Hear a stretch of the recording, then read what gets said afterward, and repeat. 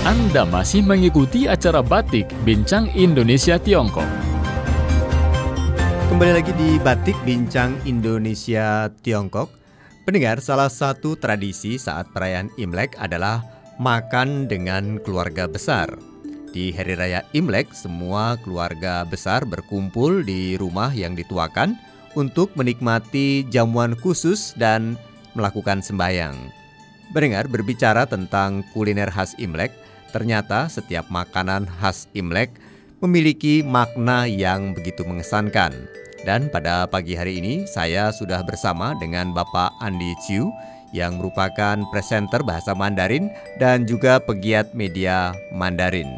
Selamat pagi Pak Andi. Halo, selamat pagi pendengar, selamat pagi Mas Aksan. Dan bersama dengan Bapak Andi, saya akan coba mencari tahu makna di balik kehadiran kuliner yang disajikan pada saat perayaan Tahun Baru Imlek ini. Ya, dan pendengar, bila berbicara tentang kuliner, Imlek ini memiliki banyak sekali makanan khas dan tentunya salah satu yang umum kalau di Pulau Jawa ini Pak Andi adalah ikan bandeng nih ya. Betul. Nah, filosofi apa yang terdapat di ikan bandeng ini Pak Andi? Ya, sebenarnya tidak hanya ikan bandeng Mas Aksan. Ya. Yang namanya ikan itu pada saat perayaan Imlek, pada saat pembukaan Mas Aksan mengatakan ada kumpul dan makan malam bersama keluarga besar ya. Itu biasanya dilakukan adalah pada malam Imleknya. Jadi satu hari sebelum Imlek, malamnya itu seluruh keluarga besar itu berkumpul.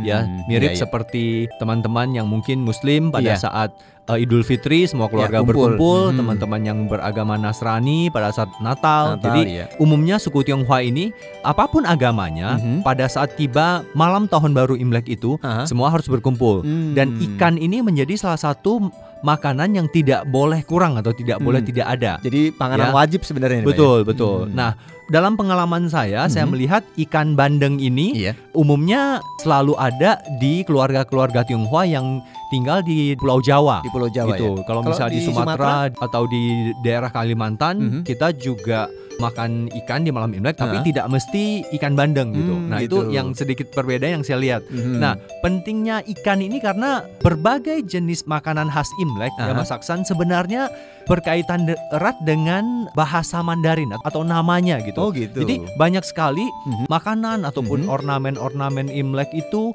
yang selalu ada saat Imlek itu karena namanya atau keterkaitannya dengan bahasa Mandarin itu sangat erat gitu. Oh gitu ya. Umumnya adalah nama dari makanan itu atau barang itu nadanya dalam pengucapan bahasa Mandarin itu sama atau mirip dengan kata lain yang artinya sangat baik dalam bahasa Mandarin. Misalnya dalam arti kekayaan, arti kesejahteraan, kesehatan, keberuntungan. Nah, bahasa Mandarin itu kan bahasa yang cukup rumit ya, karena setiap kata itu punya 4 nada gitu. Nah, beda nadanya artinya itu bisa berbeda jauh. Tapi ada juga yang nadanya pengucapannya sama persis, tapi artinya itu bisa berbeda jauh. Makanan-makanan khas Imlek ini biasanya adalah nama-namanya yang pengucapannya sama persis tapi mempunyai arti yang berbeda. Contohnya ikan. Ini nah, ikan dalam bahasa Mandarin itu adalah yu. Nah, yu ini mungkin bagi orang Indonesia untuk menyebutkannya itu sangat susah ya. Yu, banyak kan orang kita menyebutnya yu atau yi. Karena untuk menyebut yu itu sulit gitu. Ya. Kalau memang belum pernah dilatih gitu ya. Nah, ikan yang dalam bahasa Mandarinnya ini adalah yu, penyebutannya sama persis dengan yu yang artinya sisa. Nah, kenapa sisa? Karena salah satu filosofi orang Tionghoa adalah kita harus hidup hemat, harus berhemat. Tidak boleh memboroskan uang, tidak boleh menghambur-hamburkan uang. Sehingga harapan kita di tahun baru ini adalah sampai di akhir tahun ini, setiap tahun selalu ada sisa. Ada sisa tabungan, ada sisa makanan dan sebagainya. Pokoknya harus ada sisa gitu ya. Jadi itu filosofinya orang Tionghoa. Jadi tidak hanya misalnya tiap bulan kita harus ada uang sisa. Bahkan orang zaman sekarang mungkin ya jangankan sisa, bahkan minus gitu. Karena dengan adanya cicilan atau hutang gitu ya. Tapi filosofi orang Tionghoa itu pengen setiap tahun itu ada sisa. Jadi sisa itu bahasa Mandarinnya yu. Sehingga ada satu peribahasa yang sebutannya adalah nian nian you yu. Artinya adalah setiap tahun ada sisa. Kebetulan yu ini bisa diartikan sebagai sisa, bisa diartikan sebagai ikan. Jadi bisa juga kita mengatakan Nian Nian You Yu itu ada setiap tahun ada ikan. Jadi pada saat malam tahun baru Imlek itu harus ada ikan di meja makan kita. Dan kalau bisa ikan itu utuh dan besar. Nah, utuh dan ikan yang besar ini kan biasanya yang lebih mudah dicari itu ikan bandeng ya. Jadi sehingga kenapa ikan bandeng ini lebih sering kita lihat, bukan karena memang harus ikan bandeng, tetapi memang ikan bandeng ini yang besar-besarnya lebih mudah didapatkan gitu. Jadi itu sebenarnya ya. Betul, agar setiap tahun pesannya adalah kita harus hidup hemat, setiap tahun apapun yang kita punya harus ada sisa gitu. Menarik.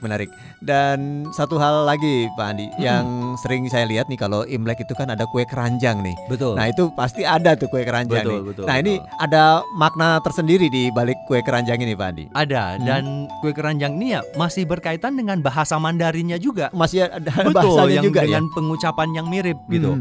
Kue keranjang ini bahasa Mandarinnya adalah Nian Kau. Nian Kau. Nian itu sebenarnya artinya itu tahun, ya, kau itu kue gitu. Jadi kue tahun baru. Penyebutan nian ini yang artinya tahun sama juga dengan lengket dalam bahasa Mandarin. Jadi ada juga orang yang mengatakan kue keranjang itu kue lengket. Iya, memang nian lengket kau. kan. Memang dia lengket gitu ya. Iya. Tapi sebenarnya namanya itu adalah kue tahun baru, nian kau ya. gitu. Nah, nian yang tahun ini artinya kemudian kau ini kue gitu. Tetapi kau yang artinya kue ini dalam bahasa Mandarin juga berarti tinggi. Jadi nian kau tahun, nian itu tahun, kau itu bisa kue, bisa tinggi. Jadi harapannya adalah setiap tahun taraf kehidupan kita meningkat. Semakin bagus, semakin tinggi, semakin naik. Iya. Jabatan kita semakin naik. Mungkin juga kalau anak sekolah itu nilainya makin bagus, bisa naik kelas tahun ini. Gaji kita atau penghasilan kita lebih baik, usaha kita lebih maju. Jadi itu pengharapannya. Betul, gitu ya? harapannya adalah nian kau ini setiap tahun bisa lebih maju. Atau lengkapnya tadi kan yang apa itu ikan itu ada peribahasanya nian you yu. Kalau yang kue keranjang ini peribahasanya pu kau sheng gitu. Pu kau sheng itu artinya setiap tahun selalu naik, selalu tinggi gitu. Jadi ini ada tersirat juga harapan di dalamnya gitu. Jadi memang apa ya, filosofinya tuh cukup dalam ya Pak. Betul, ya? dan ini juga terkandung juga pesan. Kalau yang tadi ikan, pesannya adalah kita harus hidup hemat, harus ada sisa. Kalau yang kue keranjang ini yang diharapkan lebih tinggi ini, kita harapkan kita selalu berusaha berjuang agar kehidupan kita bisa lebih baik. Dan yang menarik lagi Pak Andi, nih selalu ada jeruk nih kalau di Imlek ini nih. Nah, jeruknya itu selalu ada daunnya ini. Kenapa mesti begitu?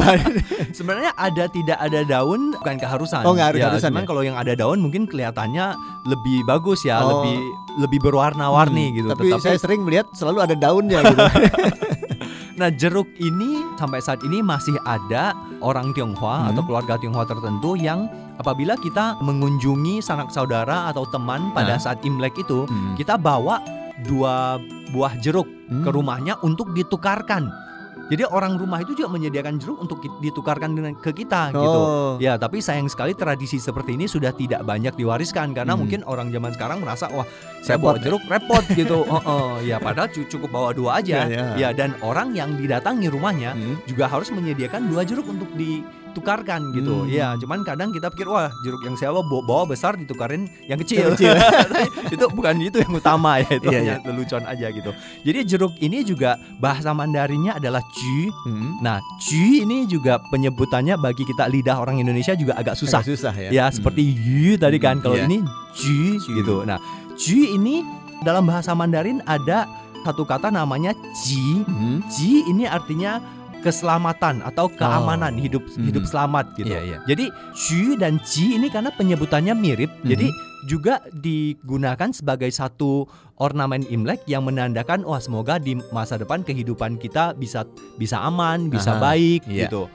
Terus ada juga nih peribahasanya Mas Aksan. Tadi kan setiap ini ada gitu. Kalau jeruk ini kan bahasa Mandarinnya ju ya. Terus yang maknanya itu adalah keselamatan atau ji gitu. Jadi peribahasanya itu ada taji tali. Nah, diplesetkan menjadi taju tali. Artinya jeruknya makin besar, kebaikan yang akan kita dapat lebih besar. Gitu. Harapannya begitu. Betul. Jadi kalau kita melihat pada saat mendekati Imlek, melihat ada yang jual buah jeruk yang besar itu dibeli karena itu kita percaya bisa membawa keberuntungan. Dan biasanya yang tukang jual jeruk itu kalau dia punya jeruk yang besar pasti dia hargai lebih tinggi karena dia tahu saat ini orang sedang butuh gitu. Dan sekarang bahkan banyak orang yang menggunakan jeruk Bali. Karena jeruk bali kan lebih besar. Ya. Oh, ya. Yang penting jeruk ya. Betul. Jadi sekarang udah mulai banyak yang menggunakan jeruk bali gitu, karena makin besar dibandingkan dengan jeruk mandarin yang kita tahu. Dan yang menariknya lagi Pak Andi nih, kalau di Imlek ini sering kulinernya itu tersedia ayam atau bebek nih. Betul. Nah ini kenapa harus ada ayam dan bebek ini? Kalau ayam dan bebek ini sebenarnya agak berbeda dengan yang lain. Mungkin tidak ada bahasa atau pengucapannya yang mirip gitu. Tetapi karena ayam dan bebek ini boleh dikatakan adalah makanan yang sudah sangat merakyat, tidak hanya bagi orang Tionghoa tapi bagi orang di benua Asia bahkan di dunia. Ayam dan bebek ini sudah dianggap sebagai makanan sehari-hari gitu. Jadi ayam dan bebek ini dimakan pada saat Imlek ini menandakan satu keberuntungan juga. Dan juga kadang-kadang kita sering melihat orang Tionghoa suka menggunakan ornamen naga dan phoenix. Betul ya? Nah, naga itu melambangkan seperti laki-laki, sedangkan phoenix itu sebagai perempuan gitu. Dan banyak juga orang yang menggunakan ayam atau bebek untuk dikatakan mirip dengan phoenix itu gitu. Kalau naga kan sulit mencari yang miripnya. Paling mirip ya ular, tapi juga tidak menggambarkan. Kalau ular itu mungkin tidak menggambarkan hal yang begitu baik bagi orang Tionghoa gitu.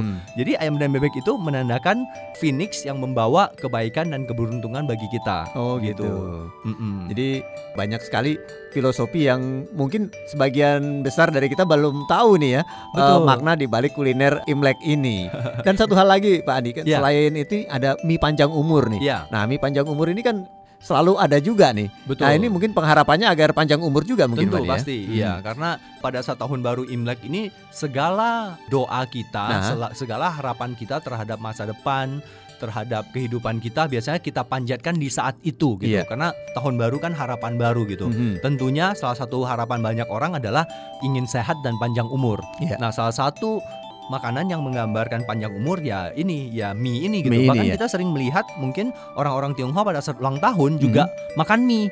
Biar artinya itu panjang umur gitu. Jadi nggak selalu Imlek aja ya. Betul. Dan pada saat Imlek ini masih ada keluarga Tionghoa tertentu yang menerapkan tradisi ada satu aturan makan mie-nya, Mas Aksan. Gitu. Jadi nggak boleh kita makan mie langsung diambil dimakan habis gitu. Jadi ada ininya. Satu adalah diusahakan makan mie itu pakai sumpit. Karena sumpit ini kan memang tradisi orang Tionghoa. Ya. Dan satu lagi, karena melambangkan panjang umur, jadi kita makan mie-nya itu tidak boleh diputuskan, tidak boleh digigit. Jadi diserap masuk ke mulut semua, baru digigit gitu. Nggak boleh makan dikit terus digigit putus gitu kan. Itu tidak baik gitu. Jadi harus sampai sepanjang apapun mie itu habiskan dulu sampai masuk ke mulut baru digigit gitu. Unik juga ya. Unik ya. Tapi memang seperti itu ya tradisinya ya, Man ya. Betul. Jadi memang harus dihabiskan sepanjang mungkin. Betul. Baru boleh diputus setelah mie-nya di dalam mulut sendiri gitu ya. ya. Iya, betul seperti itu. Dan pada saat ulang tahun biasanya kita makan mie itu dengan telur. Kalau telur kan melambangkan kelahiran gitu. Oh ya, berbicara tentang telur Pak Andi, saya pernah makan dan melihat ada telur yang direbus dengan kecap asin. Nah, ini memiliki rasa yang cukup unik menurut saya. Rasanya ini mirip dengan telur coklat yang punya rasa manis dan gurih. Ini enak sekali ini Pak Andi ini. Betul, itu ada yang direbus dalam air teh, ada yang direbus dalam semacam air kecap yang ada bumbunya yang lain. Itu biasanya dimasak berbarengan dengan bebek. Pernah juga kan lihat bebek yang masakan orang Tionghoa itu warnanya coklat tua. Coklat semua, Karena itu memang dimasak di dalam air yang ada salah satu rempahnya, berbagai macam rempah di dalam. Salah satu rempahnya adalah kecap sehingga warnanya seperti itu. Dan telur itu kalau dimasak bersama dengan bebek itu bumbunya dan warnanya akan terserap oleh telur gitu. Itu memang salah satu makanan khas orang Tionghoa dan rasanya jadi berbeda dan enak sekali gitu. Kalau yang dimasak dengan air teh itu biasanya dilakukan di Taiwan. Taiwan sangat terkenal yang namanya telur daun teh, cayetan gitu. Bahkan sehari-hari pun ada banyak tempat jual telur daun teh itu di berbagai pelosok di tempat di Taiwan. Kalau di Indonesia mungkin jarang saya temui ada dan mungkin yang bisa membuat juga tidak banyak ya. Kalau di Indonesia banyak kan ada dimasak dengan kecap, bumbu kecap yang bersamaan dengan bebeknya gitu. Tadi ya. Betul. Cukup menarik juga pendengar apa yang kita perbincangkan di pagi hari ini. Betul. Semoga pendengar tidak ngiler kalau mendengar pembicaraan kita ya. Iya. Demikian telah Anda ikuti acara Batik Bincang Indonesia Tiongkok. Terima kasih atas perhatian Anda dan sampai jumpa.